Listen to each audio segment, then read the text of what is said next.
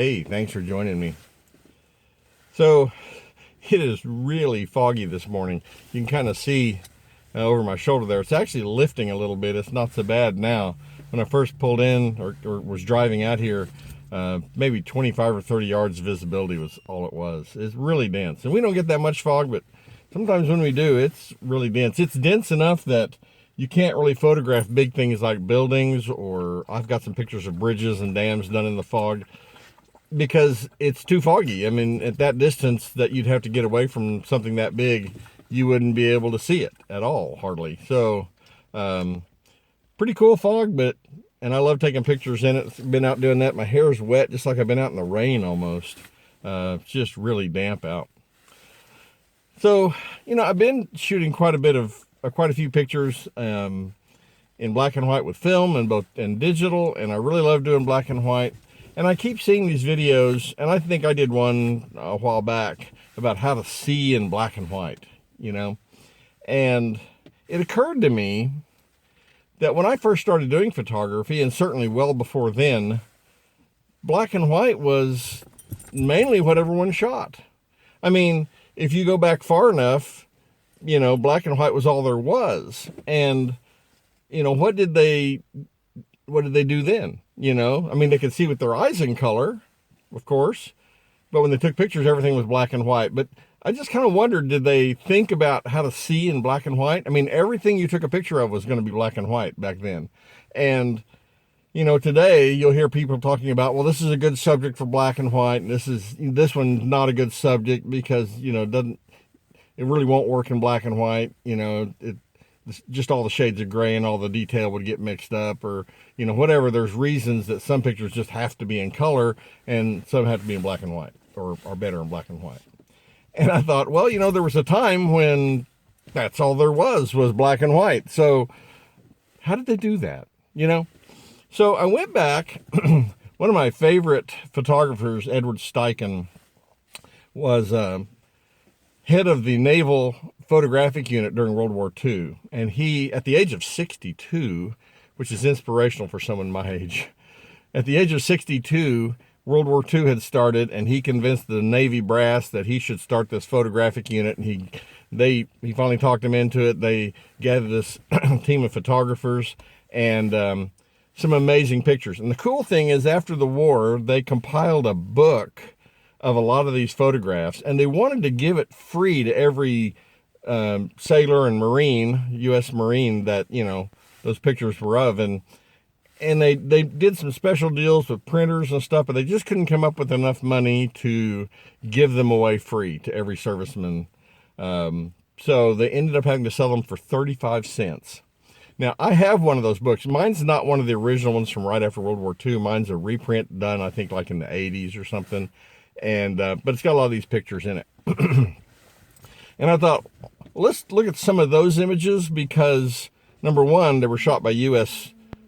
personnel, so they're in the public domain. They weren't shot by private individuals or whatever. They're all government, owned images, and so I can use those without any issue. And of course, they're all black and white.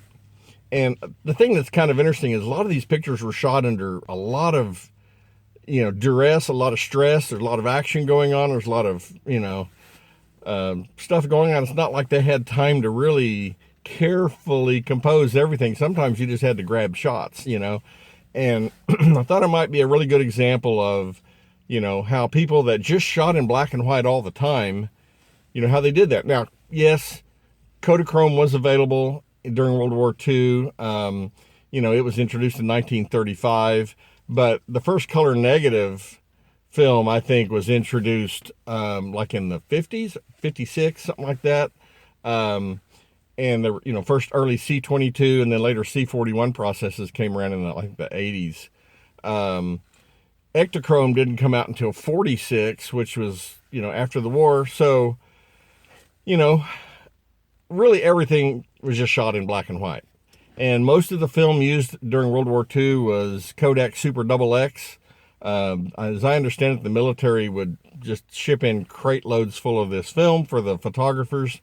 And of course, they're shooting in, there's a little bit of 35 millimeter. There's a lot of medium format. I know Edward Steichen's favorite camera was a Kodak Medalist. I've seen a picture of him carrying what looks like a Super Iconta in 6x9 format. And then, of course, a lot of 4x5 speed graphics were in use. So what I thought we'd do is we would look at some of those images, and I'm going to talk about 6 ways that you can isolate your subject from the background and focus the attention on your subject, despite the fact that it's all black and white. And in a lot of cases, your backgrounds could be confusing if you didn't get things well separated. So I want to take a look at that.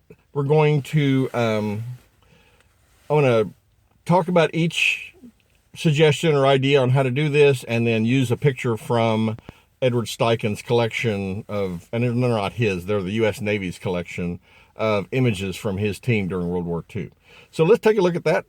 We'll get started and start with the first one.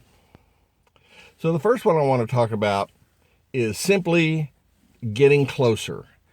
Get closer to your subject, and that will isolate him from the background. Whether the background's in focus or not, if you're close enough to the subject, it's going to focus the attention on the subject.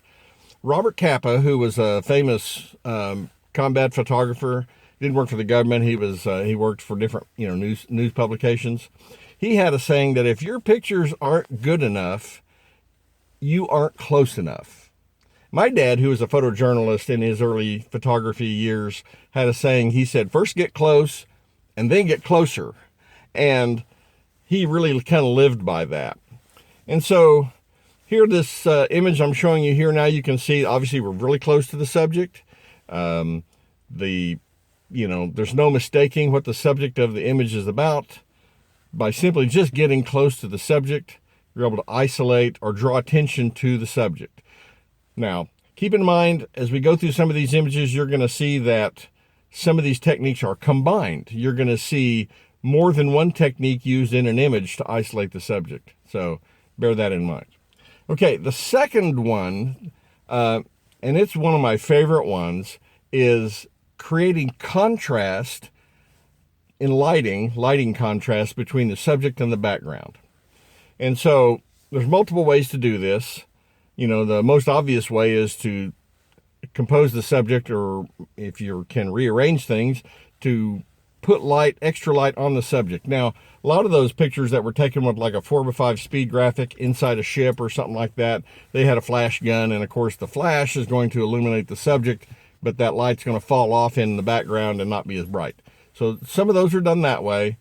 But also keep in mind that back when these pictures were done, everything's printed in the darkroom on an enlarger, and it was common practice back then to use little tools to dodge and burn different parts of the image so that some are, you can adjust the lightness or darkness of different parts.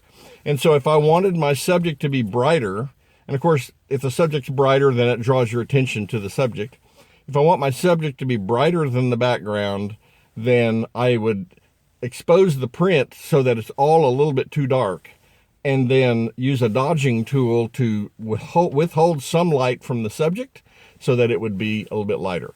And so there's a lot of these prints where those techniques were used, and that really wasn't considered manipulation back then. That was just good darkroom printing technique. You just did that. When you printed prints, if there was some part you wanted lighter or darker, you just fixed that in the printing. And now we can do that in Lightroom or Photoshop or whatever. But that was, again, back then was not considered manipulating an image. That was just considered good darkroom printing technique. Okay, so the third one I want to talk about is separating your subject with shallow depth of field. Now, this is something we commonly do.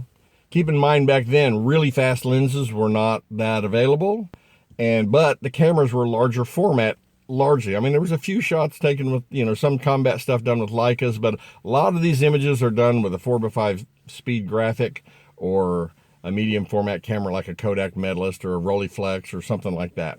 So the medium format cameras have a longer focal length lens, so therefore there's less depth of field, and you get some of that 3D kind of separation between the foreground and the background, which is softened either a little or sometimes a lot. It's a technique we still use commonly today. Maybe it's a little overused today. Everyone's shooting stuff wide open at f1.4 or f1.2 or whatever, and they're throwing their backgrounds just super soft, and it's almost a little overdone these days. And that's why I like some of these other techniques, because you can separate your subject and not necessarily use that technique. Anyway, it's a good technique though, and sometimes it's the best way. And so you can soften the background, use a large aperture to limit depth of field and make the background softer. Okay, the fourth way that you can isolate your subject from your background is to remove distractions by changing the angle that you're shooting at. So if you have a subject that's got stuff behind it, but if you shoot at an upward angle so that now the sky is the background and it's, a plain sky, then that eliminates clutter in your image. So changing that angle of view, shooting upward. You can sometimes shoot downward at a subject. Eliminate the horizon, just focus the attention on the subject itself. And again, some of these, you're doing multiple things at once. Sometimes it's like getting closer, aiming down, or, doing things like this to remove distractions from the background. But, and it might be, instead of up or down, it might be shooting at a different angle horizontally. But changing the angle so to eliminate distractions from the image is another technique that I saw quite frequently in some of these pictures. Okay, the fifth one is, and I like this one, it's one of my favorites, is to choose backgrounds that add context to the image. So, if you add things to the image, the background that help tell the story, that provide context. This first image I'm going to show you has, obviously it's part of an airplane you can see in the background, but there's enough, plain airplane behind it that there's not that much distraction. You can tell it's a plane. It helps tell the story, but it doesn't really distract from the subject of the two people in front of it. This next one